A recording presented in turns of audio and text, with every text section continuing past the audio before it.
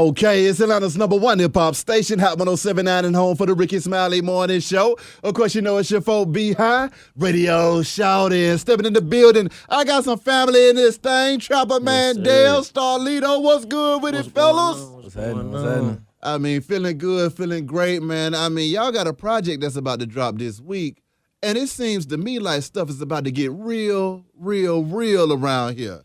Break it down to me, man. Trapstar. Yeah, 914, Trapstar in the streets.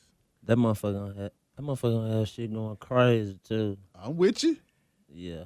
Now, I mean, talk to me about putting this Trapstar together. First of all, what made y'all decide to collab on a full project? And then also, by me being able to marinate on a lot of this music beforehand, y'all boys got a good chemistry too, man. So talk to me about that.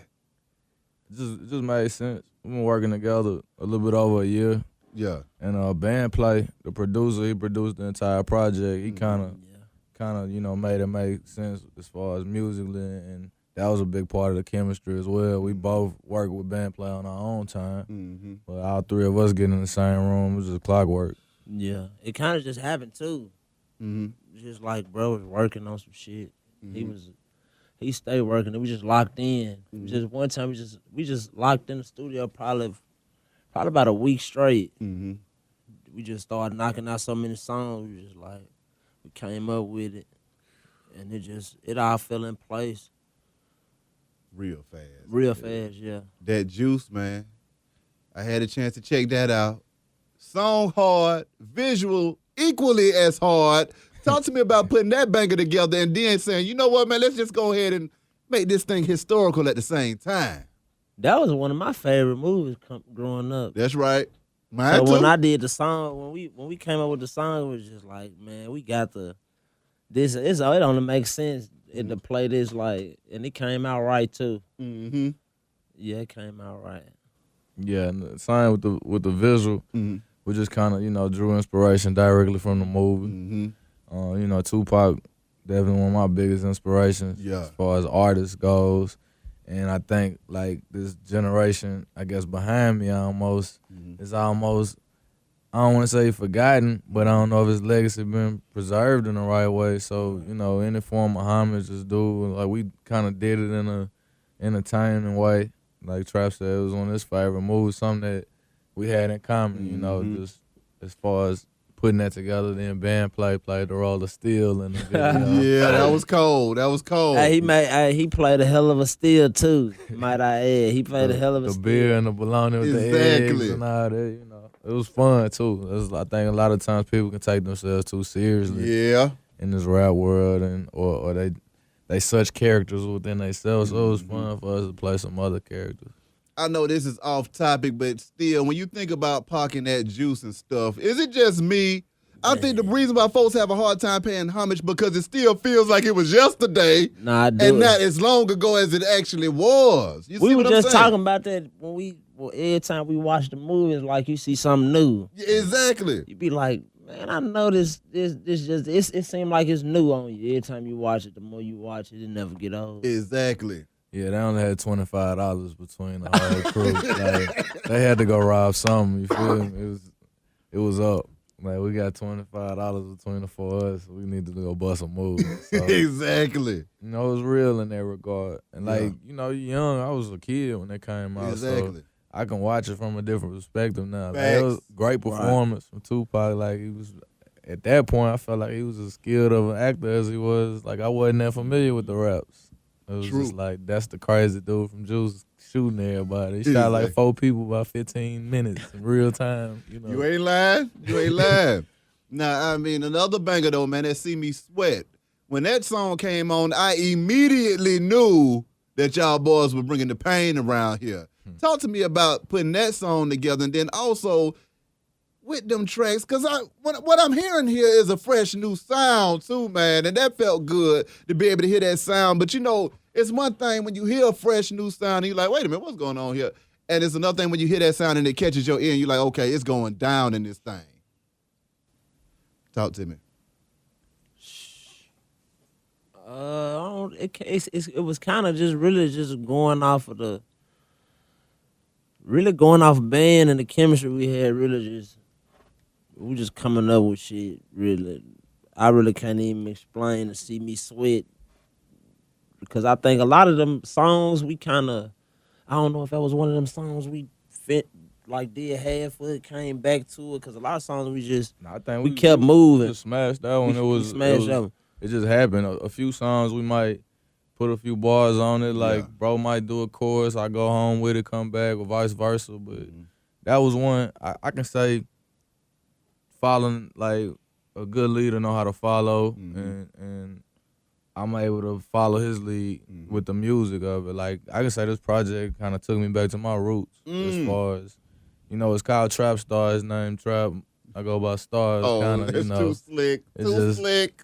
Easy enough, but as far as his subject matter, the way he deliver on the tracks, like it might be a little bit different than how I would even be selection or whatever. So meeting in the middle with all that, and I think that track is a good example. Like we shot it over in his section on this side of town primarily because I say, you know, he did the chorus, he the first voice you hear on there, but like it took me somewhere else. I did the first verse because my verse pretty much wrote itself. I done listened to his solo album to the tape pop type thing. So, you know, it was easy. I was almost like not making fun of him, but I was like rapping how I might guess he'll rap on it. And then he come on the second verse different than I would have imagined, kind of thing, you know. Talk to me about the collaboration though, man. Being able to work together just as young black men getting busy and saying, you know what, hey man, we got a common goal, common enemy, common moves. Let's go ahead and get this thing into the game up. It's a blessing to me. I mean, bro, obviously been doing it way longer than I have. So it's really like a blessing to me just to learn the ins and outs and, you know, the do's and the don'ts, or you just really just, bro, leading you and guiding you in the right way type stuff. That's right. Yeah, so it was a blessing doing this collab like mixtape and shit. It's really been a blessing being around the whole time, but the mixtape it brought me out of my element to like it was something new for me. Like I told him, I wasn't even used to going in the studio making songs up and just sitting in there for hours. And I come in there with 2-3 songs and I already have them knocked out. I do that and I'm already putting my tape in order type stuff. So yeah, it was different. It was like it taught me a whole lot of stuff. So and it kept me motivated and working. So. Yeah, we was about 8 songs in before he even told me that part of it. And it shocked me because we was just working like he said, just locked in and working on the fly. I don't really have no formula. I don't think it's really no blueprint, no right or wrong way to do it. I don't work with a little bit of everybody, and everybody works differently. So it wouldn't have been surprising to say somebody had pre-writes their songs and come to the studio. And once upon a time, maybe that was more, you know, my strategy. Yeah. But like I said, we was 8 songs in before he was like, man, I ain't never did this before. And I was like, I couldn't tell, you know, because he was standing tall as far as I was concerned. But as far as the collaborative energy and the spirit that come with it, I learned in this game you can't help everybody. So it's refreshing when you can work with people that, you know, that's either malleable enough that you can actually work with them, or that the energy is pure.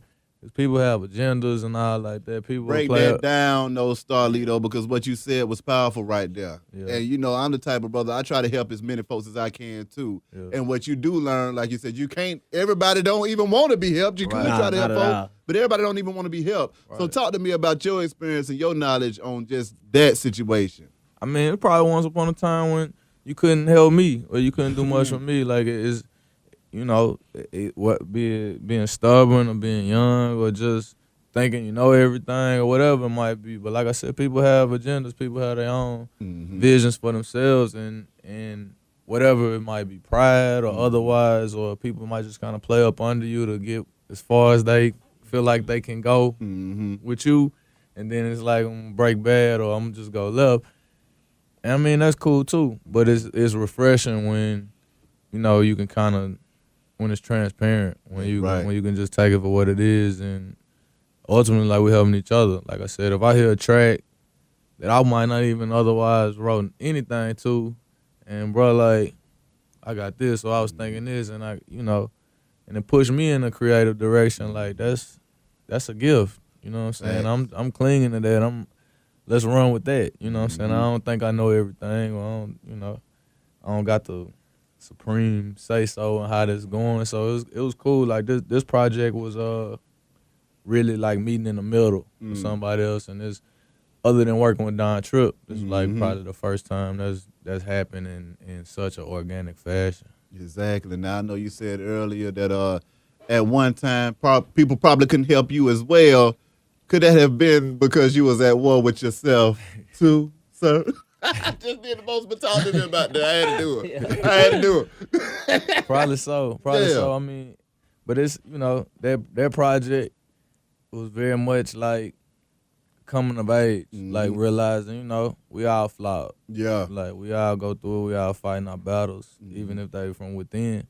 So I learned from a lot of that. I made better of a lot of made right some of my wrongs along the way, and even just to put that on Front Street, like I ain't too proud to say like certain things that might have went how they went was my fault. Exactly. That's a big part of getting past it. You learn from losses, you make lessons of losses, and you can make better of it. How do you feel being able to be that transparent in your music, though, man? Because a lot of artists just can't lay it all out on the line like that when it comes to letting the listeners know and into their world. Yeah. You feel me? Nah, for real. Because I did the war myself, too. I think that hit home with a lot of people. Shit, people around, everybody was feeling the same way. Like that hit, it was right on time. It was perfect timing. That I wore myself too was like perfect time. So yeah, you said a lot of shit people probably they couldn't wait to hear. They couldn't. That was some shit they needed to hear.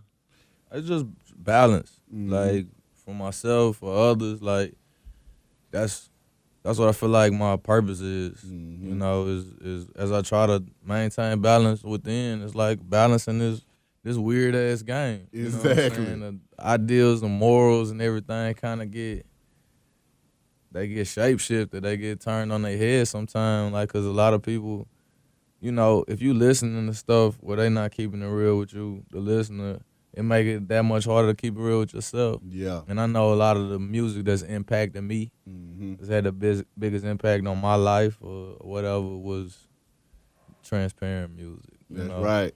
That's the music that lives on, period, point blank. Because at the end of the day, we could talk about what's popping right now, and I mean, that's going to be cool and that's going to be cute, but the trends and the fashions are going to be different 20 years from now. So if you're talking about, when you listen to old school music and they're talking about a 95 Benz, it's like, well, I ain't riding no 95 Benz right about now. But if they're talking about the struggle that they went through back in 95, you're like, yeah, I'm still struggling in 2018 in this thing. Thanks. So I definitely feel where you're coming from on that. Trapperman Dale. What's going on? I mean, I know you over here dropping projects left and right as well, man. I mean, break it down to me, boss.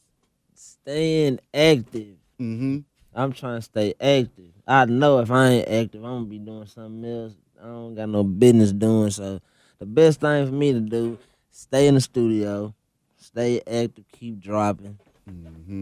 It keep me motivated too. So all the love I've been getting and receiving and feedback and stuff. Talk to me about the love, though, man, because as an artist coming up in the game, when you start to feel the people feel what you got going on, how does that impact you moving forward with your style? I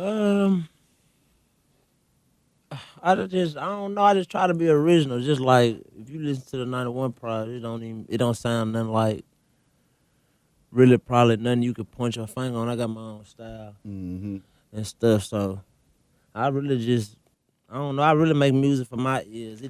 It catch on to people, I guess, if that makes sense. Yeah. And it amazes me because sometimes that's what I really made. That's what I started doing music for. Like it was just like a neighborhood thing. Yeah. Stuff we make music, ride around, listen to it in the neighborhood. Exactly. Couple songs end up getting high, so the city get to listen to it. So it was like I really like the love and stuff I've been receiving. Stuff keep me motivated. So I always make sure I tell people that too when they kind of let me know, okay, yo, your music, man, it's doing this. I like it. I always let them know I appreciate it. They keep me motivated and going and stuff. Exactly. Now with the recent death of Mac Miller, man, I mean, how do you feel like drug culture impacts the community? And I mean, do y'all really want to speak to that or just say what are y'all thoughts about folks overdosing and dying out here in these streets? It's an epidemic. Yeah, I mean, it's a real thing. Yeah, it's a real thing. It's just crazy. Had to take somebody with a lot of light being shed on them. I'm pretty sure there's so many deaths ago, overdoses.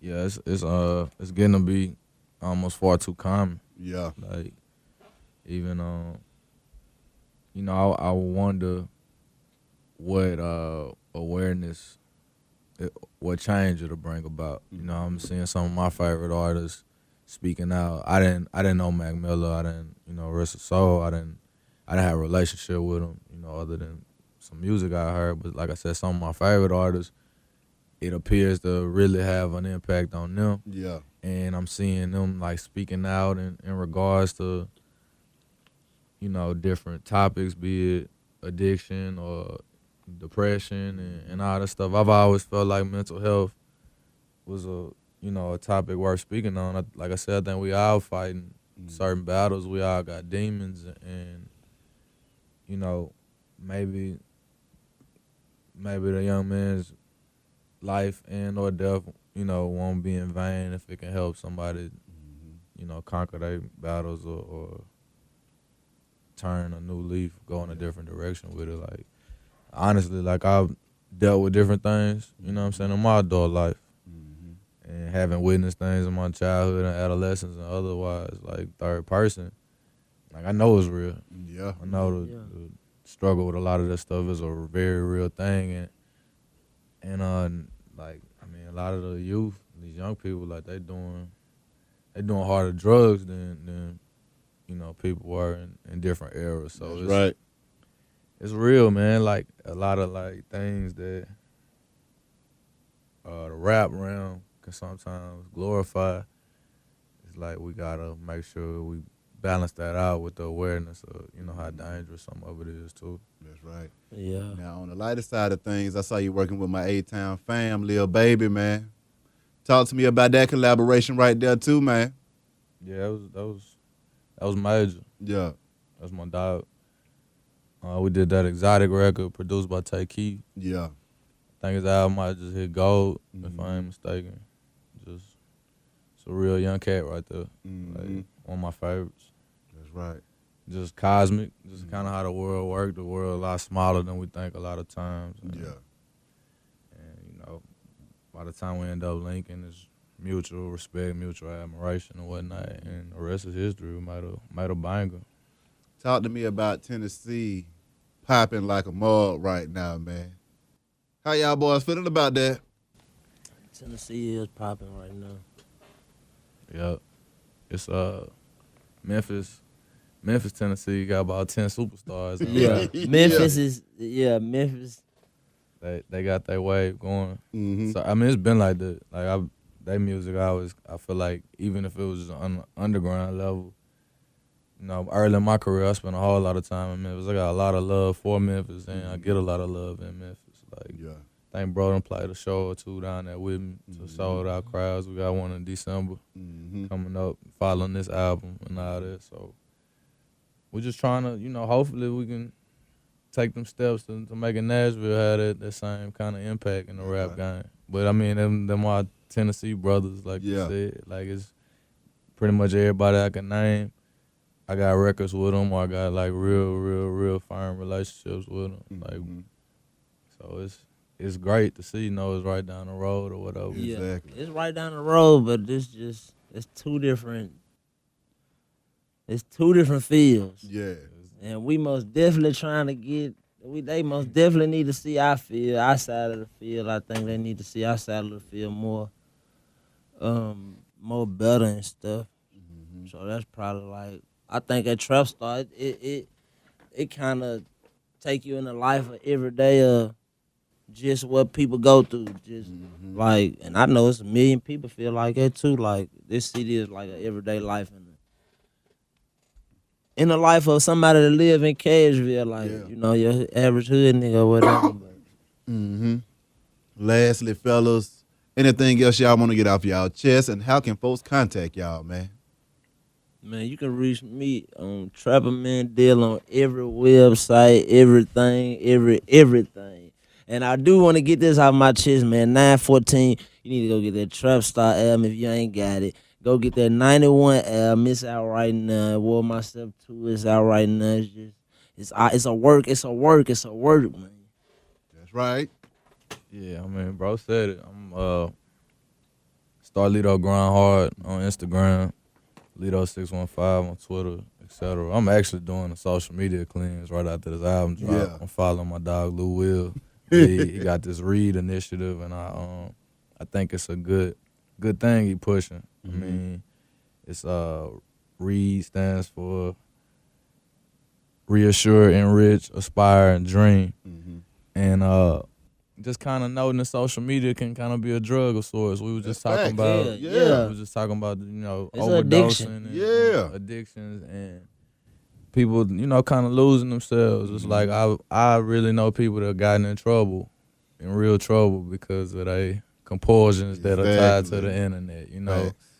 Feeling like if you didn't post it, it didn't happen, Right? and that shit don't always align with what you got going on. I deal with that like. I'm timid and I'm shy of posting my whereabouts and otherwise just due to real situations like from really being out there. And I'm gonna take that time. I'm gonna follow his lead for them 30 days and we trying to encourage the youth to be knowledgeable, like pick up a book or otherwise. So just shout out to my dog, shout out Lou Will, and I guess post that cleanse or whatever. Yeah, that's heavy. I'm gonna have the same social media handles and all that, but you can catch us on Grind Hard online. They'll keep you updated for the whole squad. Red Dot, Trapperman Dale, Mob Squad, and all that, Landlord, otherwise the whole label. Yes, sir. We all dropping music back to back. I can definitely dig it. Gangsters, appreciate y'all coming through. Appreciate you, my guy. Wish y'all number the best and much success. Be High Radio Shout. It's Hot 107.9, man. Let's go.